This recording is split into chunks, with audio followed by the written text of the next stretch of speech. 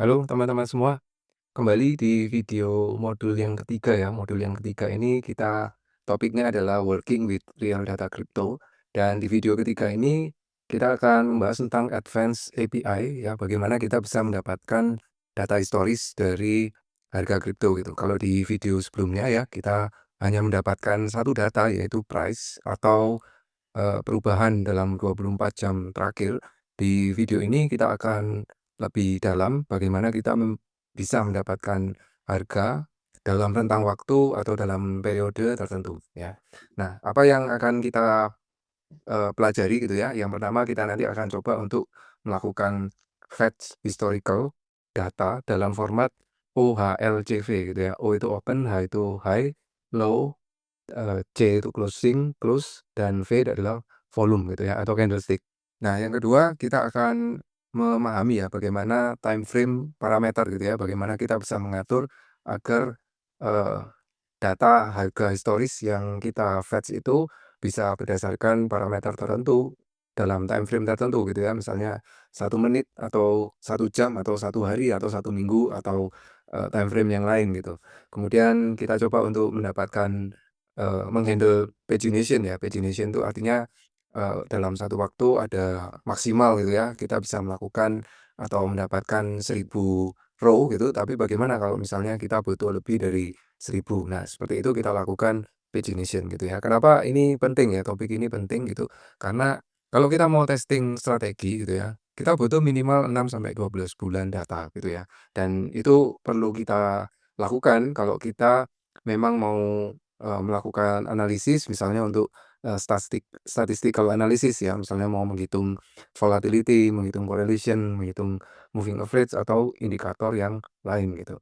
Juga yang berikutnya adalah bahwa ketika kita memutuskan untuk melakukan trading, itu dasarnya adalah data gitu ya, data driven decisions gitu, bukan berdasarkan feeling gitu ya. Makanya kita butuh data yang banyak, data yang bisa kita analisis dengan cara tertentu gitu ya, dengan metode tertentu gitu. Nah, di video ini kita akan belajar ya gimana caranya mendapatkan data itu. Nah, sebelumnya kita lihat ya, nah ketika kita melakukan fetch data, apa yang bisa kita dapatkan gitu. Kita bisa mendapatkan atau data struktur yang kita peroleh itu secara umum kita bisa buat dalam bentuk, harga open, kemudian harga high, harga low, harga close, dan harga volume, dan volume gitu ya, bukan harga volume, dan volume gitu. Kalau digambarkan ini adalah bentuk candle gitu ya, teman-teman tentu sangat familiar dengan bentuk candle kalau, sering melihat chart gitu. Yang disebut dengan harga high adalah harga di sini. Yang disebut harga O itu bisa di sini atau di sini gitu ya. Harga close itu bisa di sini atau bisa di sini gitu ya. Kemudian di bawah sendiri adalah harga low. Candle ini mewakili satu waktu gitu ya, mewakili satu waktu, satu periode tertentu gitu. Misalkan 1 jam atau 10 menit gitu ya, bisa juga 4 jam, bisa juga 1 hari gitu ya. Nah, periode itu akan diwakili oleh satu candle ini. Ketika ada candle berikutnya, maka itu adalah periode berikutnya, ya, menit berikutnya atau jam berikutnya atau hari berikutnya atau minggu berikutnya. Ketika kita melakukan fetch data gitu ya, kita akan mendapatkan data ini, harga open, high, low, close, dan volume. Kemudian kita akan atur sedemikian rupa atau kita bisa analisis sedemikian rupa untuk kita hitung dalam bentuk indikator atau yang lainnya gitu ya. Nah, time frame-nya atau time frame parameternya itu kalau di Binance bisa beberapa nilai gitu ya. Yang pertama bisa 1 menit, 3 menit, atau 5 menit gitu ya. Ini mungkin kalau dipakai untuk scalping atau high frequency trading cocok gitu ya. Bisa juga 15 menit atau 30 menit, bisa juga 1 jam, 2 jam, atau 4 jam ya, ini kalau mau swing. Kemudian bisa juga 1 hari kalau mau, position trading ya, kita mau, melihat harian kita atau mingguan atau bahkan bulanan gitu ya, macro trends gitu ya, macro trend-nya apa kita bisa ambil data atau time frame-nya kita bisa buat dalam 1 bulan gitu. Nah, yang di Binance ya, kita akan spesifik di Binance gitu. Untuk kita bisa mendapatkan data historis ini gitu ya, data historis ini kita menggunakan endpoint ini, API/v3/Klines. Klines ini ketika kita mengambil Klines ini ya, kita akan memberikan parameter kepada Binance, yaitu dalam dalam bentuk seperti ini. Simbol yang mau kita fetch datanya atau mau kita dapatkan datanya apa? Ya, misalnya BTC USDT atau Sol USDT gitu ya, atau XRP USDT. Ya, hanya satu simbol. Kemudian kita set intervalnya berapa? 1 jam, 4 jam, 1 hari. Kemudian start time. Nah, start time ini kita beritahukan kepada Binance, kita mau mengambil mulai dari timestamp kapan gitu ya. Timestamp itu adalah dalam satuan milisecond ya, dan kita nanti harus ubah formatnya supaya bisa kita baca dengan baik dalam format tahun, bulan, tanggal, jam gitu ya, jam, menit, detik. Start time, kemudian end time. Mau diambil datanya dari start time sampai dengan end time gitu ya. Dan kemudian limit maksimum 1000 candles per request gitu. Nah, kalau kita mau lebih dari 1000 candle misalkan untuk jam dari tahun 2025 awal tahun sampai dengan akhir tahun gitu ya, itu pasti lebih dari 1000 candle gitu. Nah, maka kita harus melakukan request beberapa kali gitu ya, yang nanti kita lihat di eee, demo yang ketiga gitu. Nah, ini demo code yang akan kita lakukan gitu ya. Yang pertama kita coba untuk fetch historical data. Ini single request ya. Jadi begitu kita request, kita akan mendapatkan umpan baliknya, kita akan mendapatkan datanya secara langsung gitu ya. Kemudian kita coba untuk mengubah data yang didapatkan dari fetch historical data ini di-convert ke Pandas gitu, Pandas data frame. Ya, mengapa perlu di-convert nanti kita lihat ya, apa pentingnya mengkonversi ke dalam bentuk data frame. Kemudian yang ketiga, kita coba untuk fetch historical data dengan range interval tertentu. Ya, misalnya dari tanggal 1 Januari 2025 sampai pertengahan tahun gitu ya, 30 Juli 2025 gitu ya misalnya. Nah, kita lihat dulu demo yang pertama yaitu fetch historical data. Oke, ini adalah demo yang pertama ya untuk fetch historical data gitu ya. Fetch historical data.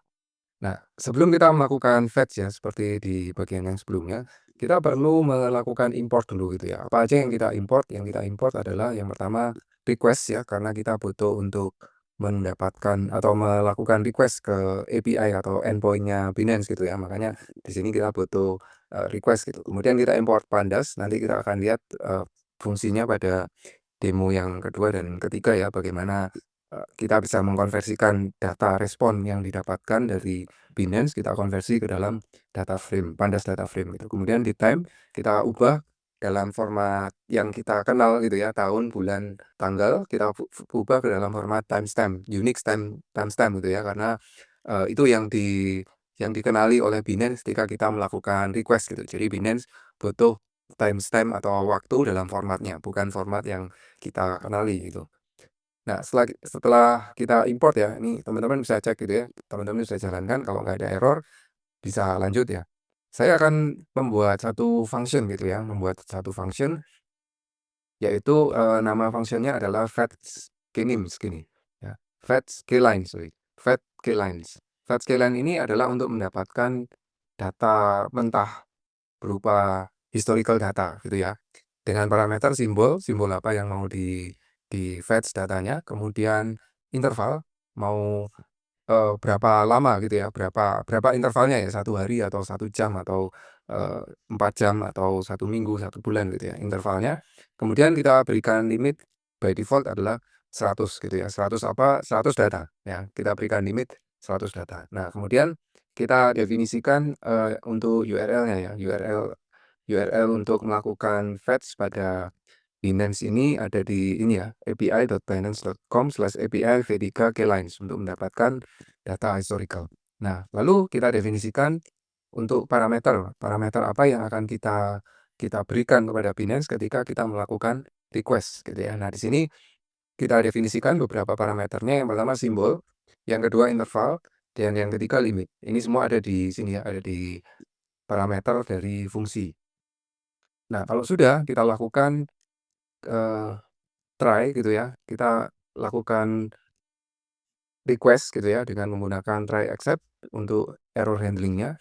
Try, request, get dari apa? Get dari URL ya sesuai dengan endpoint dari API Binance kalau kita mau mendapatkan data. Kemudian params-nya adalah sesuai dengan yang kita definisikan di sini, dan timeout sama dengan 10, kita berikan waktu 10 detik gitu ya untuk melakukan request ini. Kenapa kok diberikan waktu gitu ya, karena kalau nggak diberikan waktu time out nanti request terus nggak ada hasilnya gitu ya, bisa jadi karena internet kita lemot atau Binance yang lagi full full apa, full request gitu ya, sehingga tidak bisa segera kita nggak bisa segera mendapatkan respon, kita berikan batas dulu ya, maksimal 10 detik, kalau memang nggak ada respon, kita accept, kita berikan, kita lemparkan bahwa ini ada error atau data, gagal untuk di-fetch gitu ya. Kalau berhasil gitu ya, kalau berhasil maka akan mendapatkan status ya, status yang kalau berhasil itu 200 ya, 200. Kemudian kita kembalikan responnya kepada si pemanggil fungsinya gitu. Nah, yang manggil fungsi kita buat seperti apa? Nah, yang manggil fungsi ini ya kita bisa langsung gitu ya, fetch fetch keylines, simbolnya apa, kemudian intervalnya 1 hari, dan kita berikan limit 100 gitu ya. Nah, ketika kita melakukan seperti ini, maka raw data ini nanti akan berisi dari respon dalam bentuk JSON ya. JSON itu kalau kita ingat di video sebelumnya ya, bahwa kita bisa menggunakan format JSON dengan format key, kemudian value gitu ya. Demikian juga untuk raw data ini kita bisa cetak ya, kita bisa cetak untuk hasil yang didapatkan. Kalau raw datanya memang ada isinya gitu ya, maka kita bisa hitung berapa panjang yang didapatkan. Di sini kita minta 100, tentu kita mendapatkan 100 data gitu ya.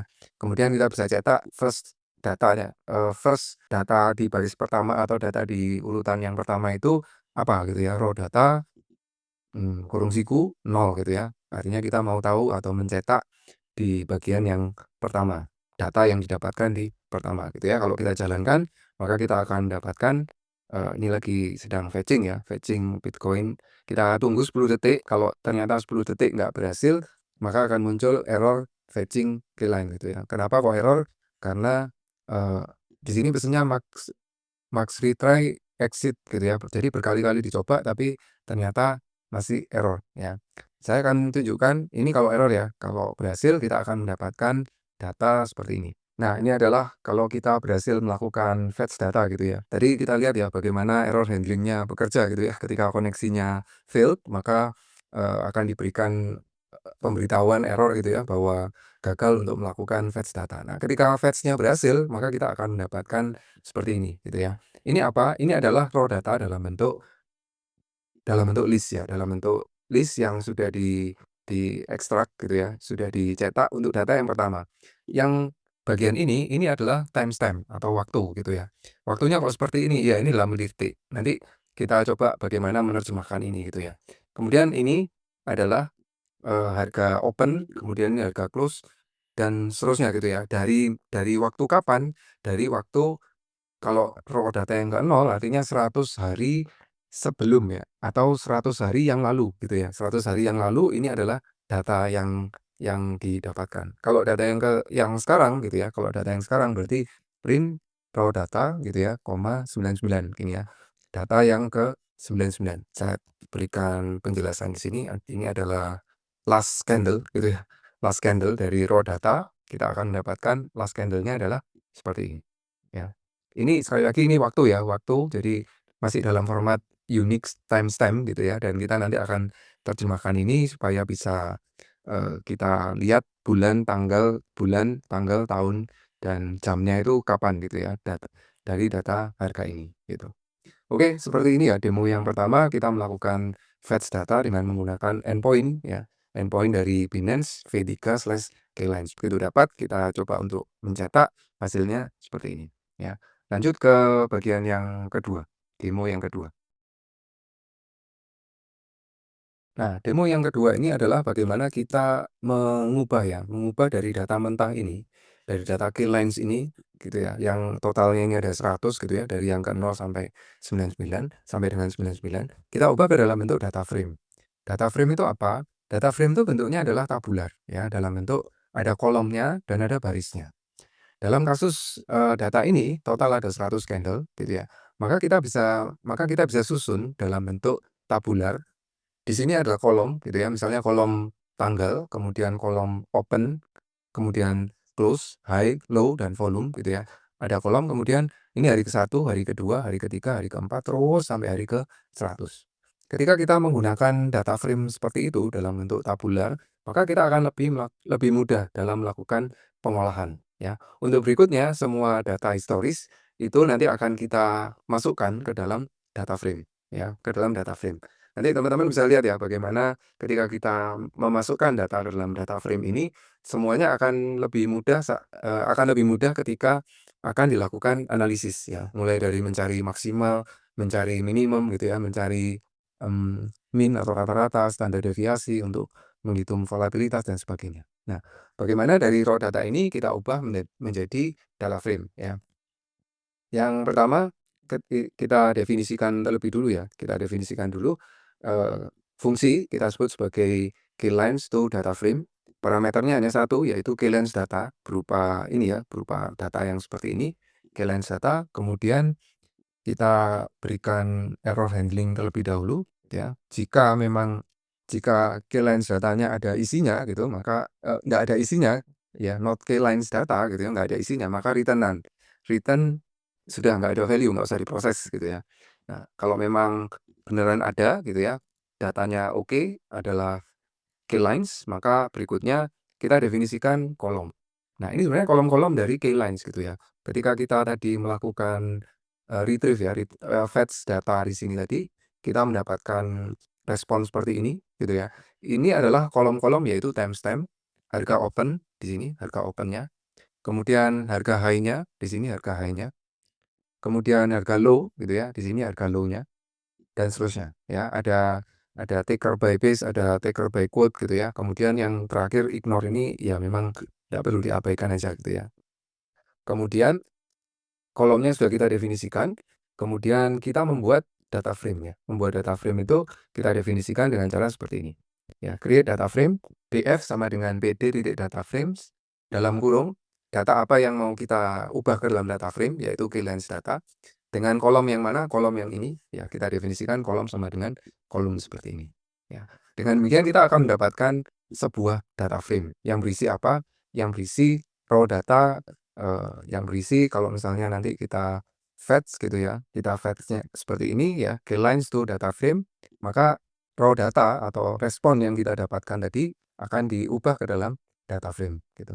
Nah, berikutnya ya, kita tadi lihat ya bahwa timestamp ini bentuknya seperti ini gitu ya. Ini apa? Ini, dalam Unix timestamp gitu ya. Ya kita kalau mau baca sulit gitu menerjemahkan atau mengkonversikan ini sebenarnya tanggal berapa gitu ya. Tapi ini adalah kode atau bukan kode, ini adalah, perhitungan dalam bentuk timestamp numerik gitu ya, yang kalau diterjemahkan ini bisa menjadi bulan, tahun, bulan, tanggal, dan jam, menit, dan detik gitu ya. Nah, di sini kita terjemahkan timestamp-nya diubah menjadi datetime. Nah, ada suatu fungsi yaitu, toDatetime gitu ya, toDatetime seperti ini. Kemudian kita masukkan untuk timestamp apa yang mau kita ubah ke dalam bentuk, tanggal gitu ya, ke dalam bentuk tanggal.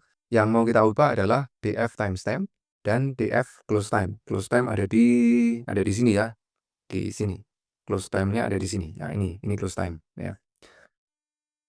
Ini kita akan mendapatkan data frame dalam bentuk tahun yang sudah terbaca gitu ya, bukan lagi tahun dalam bentuk timestamp. Ini tujuannya untuk menerjemahkan atau untuk mengkonversi timestamp ke dalam datetime gitu.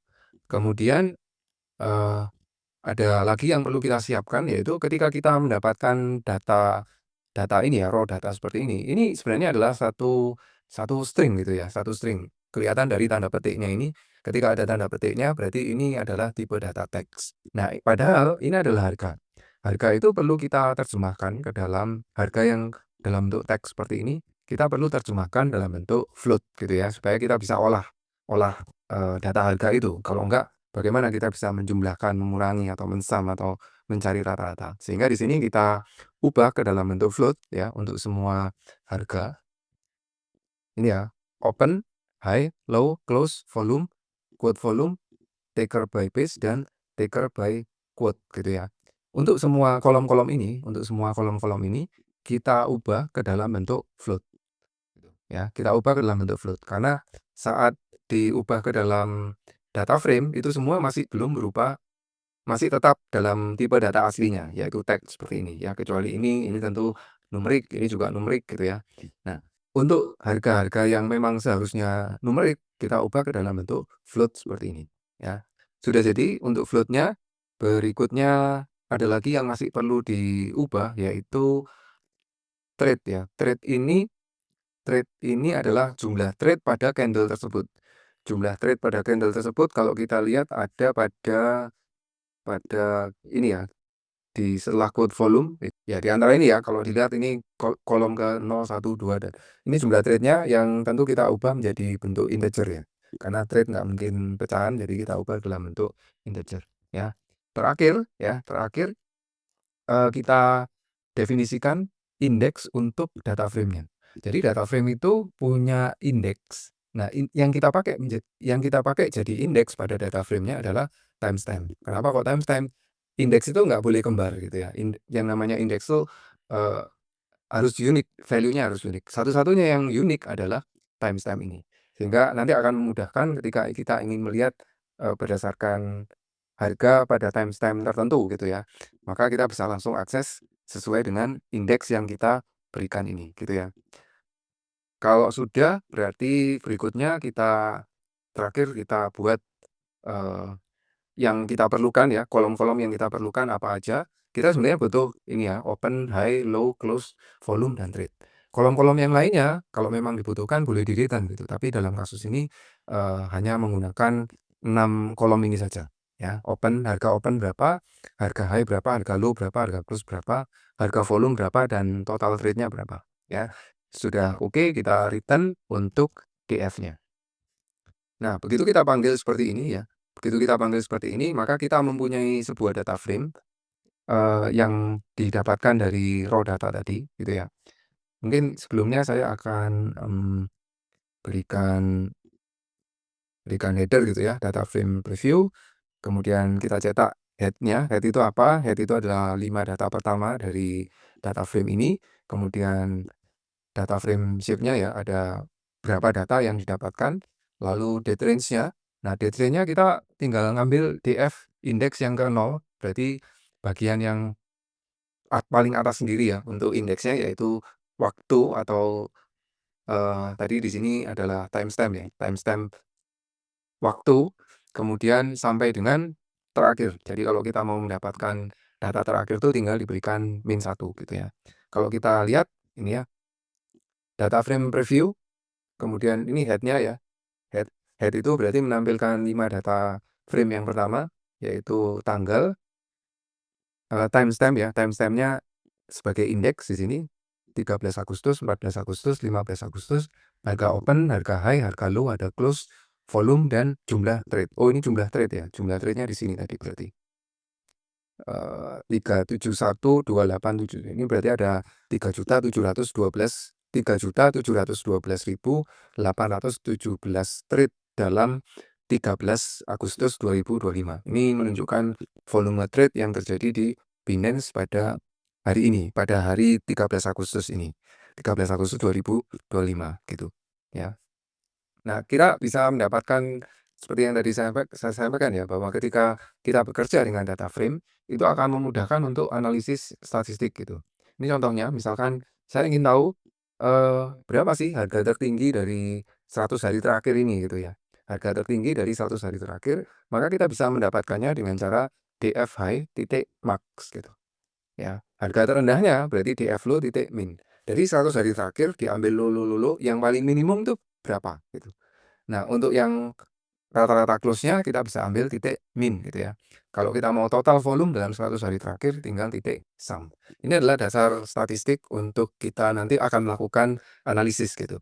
Ketika data ini sudah menjadi data frame. Tentu akan menyulitkan kalau datanya masih berupa data mentah seperti ini. Ya, ketika menjadi data frame, kita bisa menggunakan fungsi-fungsi pada data frame untuk kita melakukan analisis lebih lanjut. Ya, ini kalau saya jalankan, saya akan mendapatkan statistik harganya. Highest price 126.199,63, lowest price-nya di 88.608, kemudian average close-nya di 111.035, dan total volumenya adalah 1.927.592 BTC.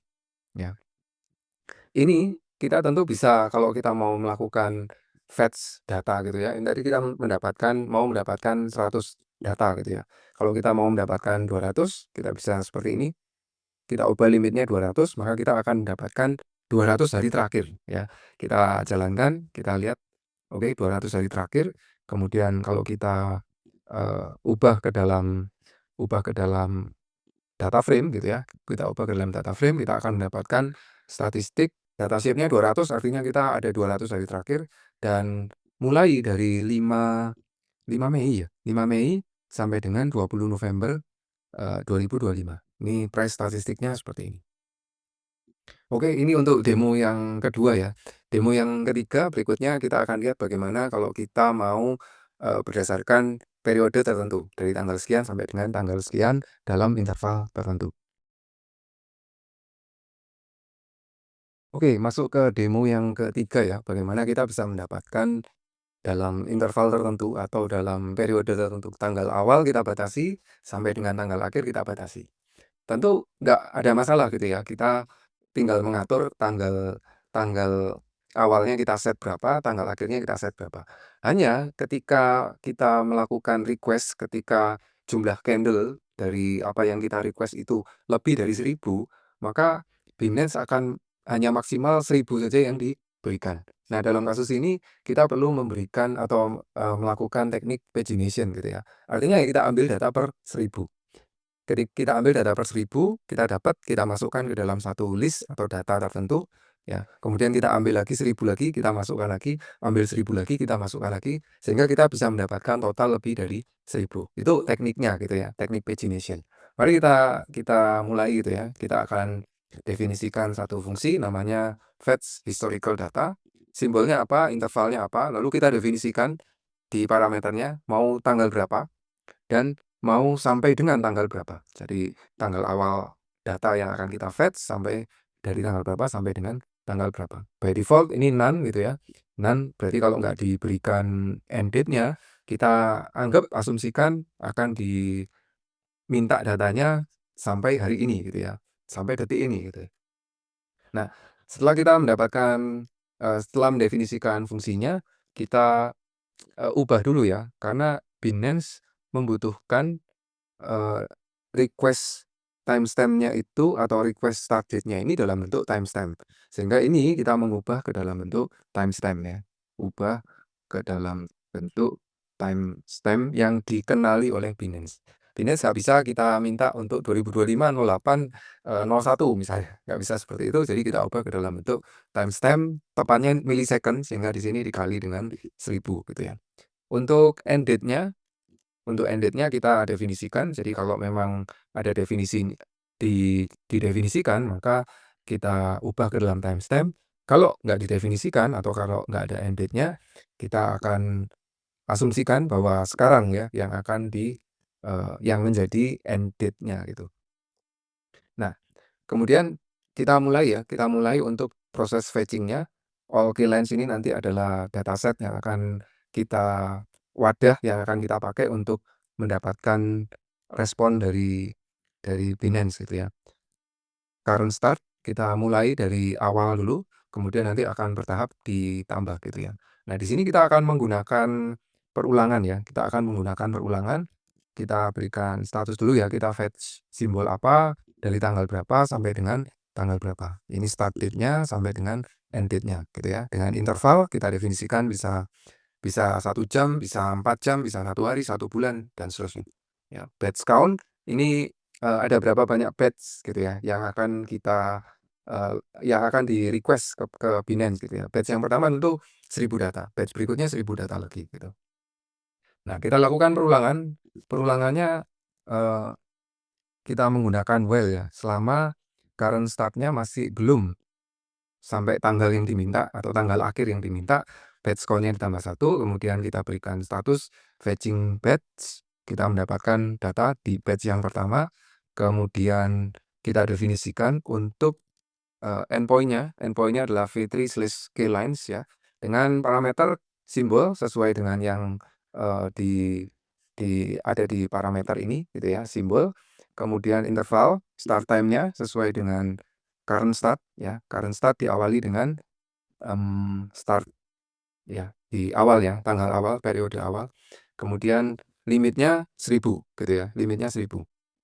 Kalau nanti nggak dapat 1000 nggak apa-apa karena nanti akan di-fetch lagi gitu ya. Current start-nya akan ditambah kemudian dilakukan, request lagi.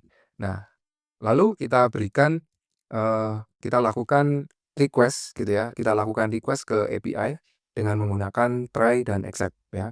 Kita pastikan biar, eee, kalau ada kesalahan atau kalau ada error nggak sampai memberikan respon yang error gitu ya, kita berikan try dan accept. Kita lakukan request, kemudian keylines kita akan mendapatkan responnya, respon dari request ini. Nah, jika berhasil ya, jika ada data yang didapatkan melalui request itu, maka kita masukkan ke dalam keylines, all keylines ya. All keylines tadi definisi di sini ya. Satu list kosong gitu ya, yang kita pakai untuk menampung semua, respon atau semua keylines yang didapatkan pada saat melakukan request gitu ya. Kemudian, eee, berikutnya kita update untuk current start-nya ya, kita update untuk current start-nya. Current start saat ini kalau misalnya sudah mentok di 1000, maka current start-nya ditambah dengan terakhir ya, time waktu yang terakhir ditambah dengan 1 milisecond, supaya candle yang terakhir itu ndak ikut terambil lagi. Jadi ditambahi 1 supaya dia berlanjut ke candle berikutnya gitu ya, untuk, proses fetch berikutnya. Kemudian kita berikan jeda gitu ya, kita berikan jeda 0,1 detik supaya nggak langsung request gitu ya. Kita tunggu 0,1 detik, lalu lakukan request berikutnya gitu ya. Karena ini kan perulangan ya, perulangan menggunakan while di sini.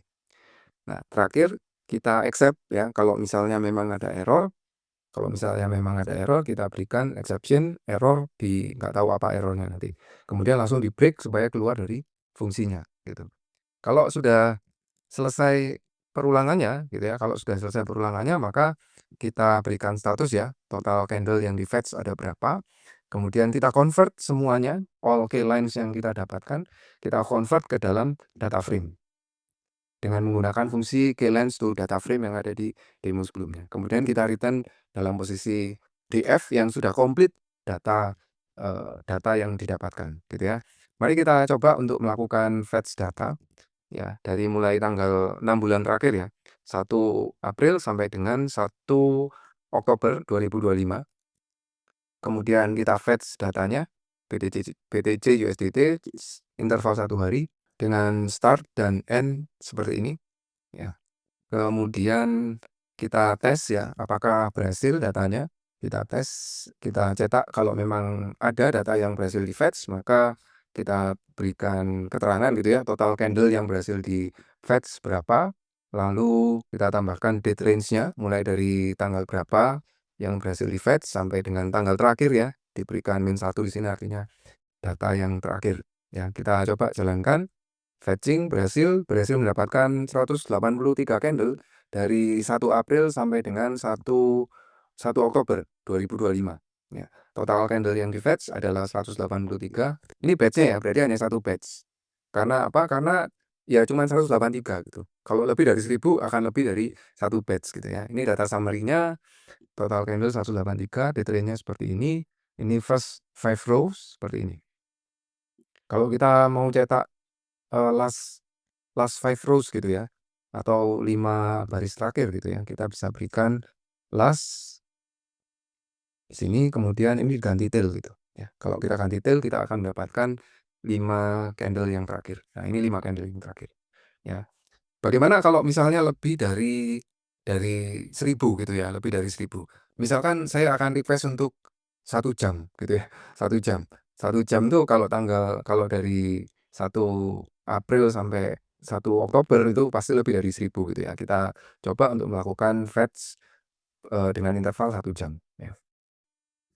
Ini fetch untuk candle ke-1, candle kedua, batch 1, batch 2, batch 3, batch 4, batch 5, total candle-nya 4.393. Jadi ini sudah rentangnya sudah jam gitu ya. Nah, ini jamnya dari tanggal 31 Maret ya, 31 Maret jam 17.00, harga opennya segini, high, low, close, volume, dan jumlah trade gitu ya.